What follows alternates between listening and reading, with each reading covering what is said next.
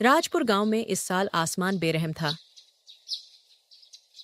3 महीने से बारिश नहीं हुई थी। खेत फट गए थे, जैसे धरती की नसें सूख गई हों। हवा में धूल थी, लोगों की आंखों में चिंता थी। हर सुबह सूरज निकलता तो लगता वो दया नहीं जला रहा है। गांव के कुएं सूख चुके थे, मवेशियों की पसलियां दिखने लगी थीं। घरों में भूख का सन्नाटा था। गांव के कोने में एक बूढ़ा किसान रहता था। नाम था रामदयाल। चेहरा झुर्रियों से भरा, पर आंखों में चमक थी। वो मिट्टी को देखता मानो उससे बातें कर रहा हो। उसकी बहू गौरी आई, हाथ में एक छोटी थाली थी। उसने कहा, बाबा बस 2 दिन का अन्न बचा है, अब क्या करें? रामदयाल ने थाली की ओर देखा, फिर मुस्कुराया। अन्न से पेट भरता है गौरी, पर बीज से जिंदगी। मेरे पास एक मुट्ठी बीज है, जब तक वो है मैं भूखा नहीं। गौरी बोली, बाबा मिट्टी सूख चुकी है, बीज कहाँ उगेंगे? रामदयाल बोला, मिट्टी सूखी है बेटी, पर मरी नहीं। उम्मीद की तरह है, जो चाहे जितनी सूख जाए, लेकिन मरती नहीं।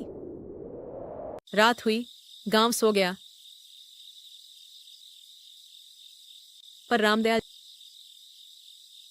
वो बाहर निकला, आसमान की ओर देखा और बोला, अगर तू ऊपर है तो ये बीज नीचे जरूर जगेगा।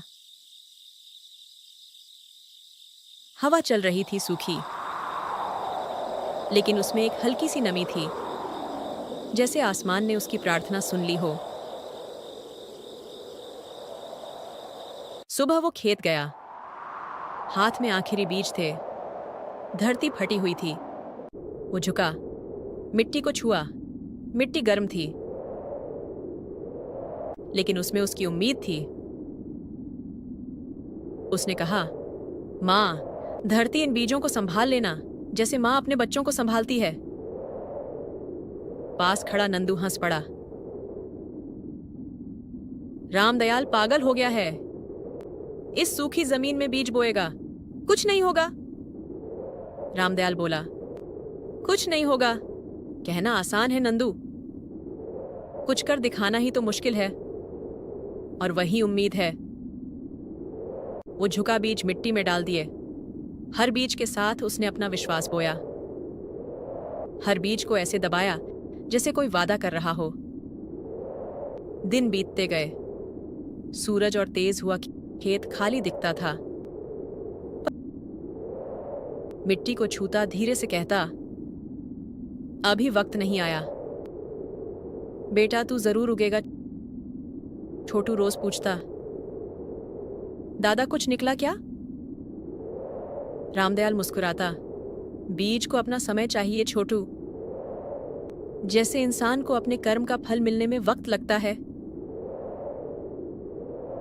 गौरी देखती रही, सोचती शायद बाबा सच में पागल हो गए हैं।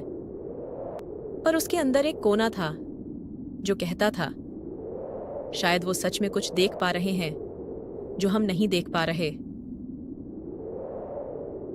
फिर एक रात हवा बदली, आसमान में बादल आए, पहली बिजली कड़की और फिर बारिश शुरू हुई।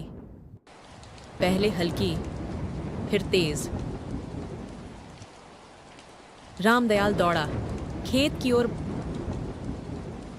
बारिश में भीगते हुए मिट्टी में घुटनों तक बैठ गया। वो बोला, धन्यवाद माँ, धरती, तूने मेरी पुकार सुनी। 3 दिन बारिश, नालियां भर गईं, तालाब हंसने लगे। जब सूरज निकला, धरती पर छोटे छोटे हरे अंकुर झांक रहे थे। रामदयाल झुका, मिट्टी को छुआ और उसकी आंखें भर आईं। छोटू दौड़कर आया, दादा मिट्टी हंस रही है। रामदयाल बोला, हाँ बेटा, मिट्टी तब हंसती है जब उसे भरोसे का पानी मिलता है। गांव के लोग भी आए, नंदू भी था। वो बोला, भाई तू सही था, बीज मिट्टी में नहीं मरे। रामदयाल मुस्कुराया।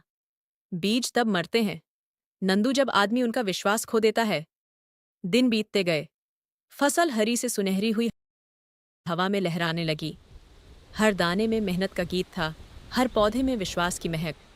रामदयाल अपने खेत में बैठा था, चेहरे पर संतोष था।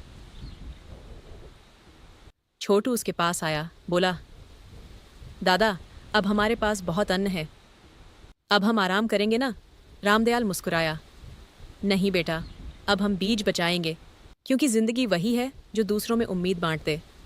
गौरी आई, उसकी आंखों में खुशी थी। वो बोली, बाबा, आपने सच में चमत्कार कर दिया। रामदयाल बोला, नहीं बेटी, ये चमत्कार नहीं, ये मेहनत और भरोसे का फल है। सांझ ढल रही थी, आसमान में हल्की सुनहरी रोशनी थी, फसल हवा में झूल रही थी। रामदयाल ने मिट्टी को फिर छुआ, धीरे से कहा, बीज कभी मरता नहीं, बस सही वक्त का इंतजार करता है। ऐसी कहानियां सबसे पहले देखने के लिए वीडियो को लाइक और चैनल को सब्सक्राइब कर दीजिए।